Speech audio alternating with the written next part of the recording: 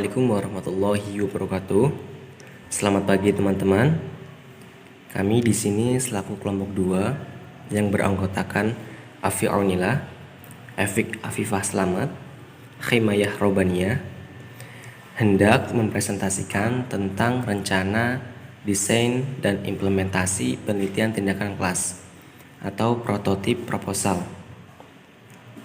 di mana yang pertama adalah rencana penelitian tindakan kelas.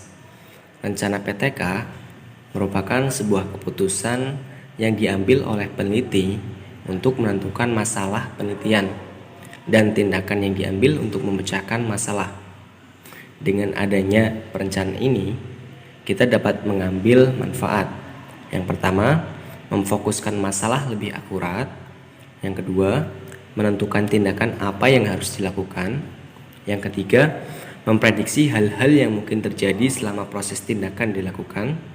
Yang keempat, menentukan segala sesuatu yang harus tersedia serta cara menyediakannya untuk mendukung keberhasilan proses tindakan.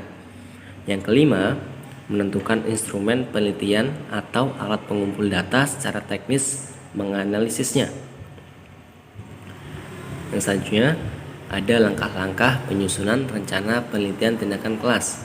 Yang pertama, kita harus mengidentifikasi masalah, dan cara ini dapat dilakukan dengan mengkaji permasalahan yang didapat dari siswa maupun guru. Yang kedua, melakukan analisis masalah dan perumusan masalah dengan acuan sebagai berikut. Yang pertama, masalah harus benar-benar penting, bermakna, dan bermanfaat bagi pengembangan pembelajaran. Yang kedua, dalam jangkauan kemampuan peneliti. Yang ketiga, dirumuskan secara jelas faktor-faktor penyebab utamanya. Ya, analisis masalah ini mencakup sejumlah tugas yang perlu diselesaikan, yaitu yang pertama, menggunakan dasar landasan ilmiah. Yang kedua, mengubah perspektif guru. Di sini, karena tidak mudah mengubah apa yang sudah menjadi kebiasaan, proses analisis masalah dilakukan dengan sangat berhati-hati dan cermat, sebab keberhasilan analisis masalah akan menentukan keberhasilan keseluruhan proses pelaksanaan PTK. Yang ketiga, formulasi solusi dalam bentuk hipotesis tindakan, di mana rumusan masalah tindakan berbeda dengan hipotesis penelitian konvensional. Hipotesis konvensional menyatakan adanya hubungan antara dua variabel atau lebih, sedangkan hipotesis tindakan menggunakan sebab akibat yang dapat dinyatakan dengan jika maka. Yang terakhir, analisis kelayakan solusi atau pemecahan masalah dengan melakukan uji hipotesis tindakan secara empirik agar dampak yang terjadi dapat diketahui dan diukur.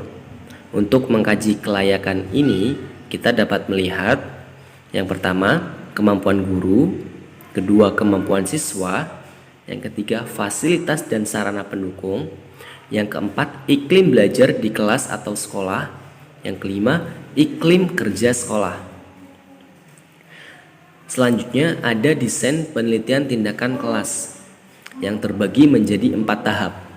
Yang pertama, perencanaan, tindakan, pengamatan, dan refleksi, di mana tahap perencanaan adalah tahap yang merancang penelitian tindakan yang akan dilakukan. Yang kedua, tahap tindakan, melakukan intervensi sesuai dengan rencana yang telah disusun tadi. Yang ketiga, mengamati tindakan yang dilakukan. Dan yang terakhir, tahap refleksi adalah tahap membuka dan membahas kembali terhadap apa yang telah dilakukan. Selanjutnya ada siklus desain penelitian tindakan kelas. Yang pertama dimulai dari tahap perencanaan, yang berlanjut menjadi tahap tindakan, dilanjut lagi observasi, dilanjut lagi refleksi. Setelah refleksi akan ada revisi perencanaan. Setelah revisi perencanaan, lanjut menjadi tindakan kembali, observasi, refleksi, dan setelah siklus kedua refleksi akan dilakukan lagi revisi perencanaan dan seterusnya. Dan yang terakhir, ada implementasi penelitian tindakan kelas. Dalam implementasi PTK ini, tahap merencanakan dan melakukan tindakan terdiri dari langkah utama, yaitu mengidentifikasi masalah, menganalisis dan merumuskan masalah, merencanakan tindakan kelas, melaksanakan tindakan kelas, atau membuat perencanaan, melaksanakan observasi, analisis, dan refleksi, mengumpulkan data dan menganalisis data, dan hasil beserta tindak lanjutnya, yang pada akhirnya adalah menulis laporan. Sekian dari kami, kurang lebihnya mohon maaf. Wassalamualaikum warahmatullahi wabarakatuh.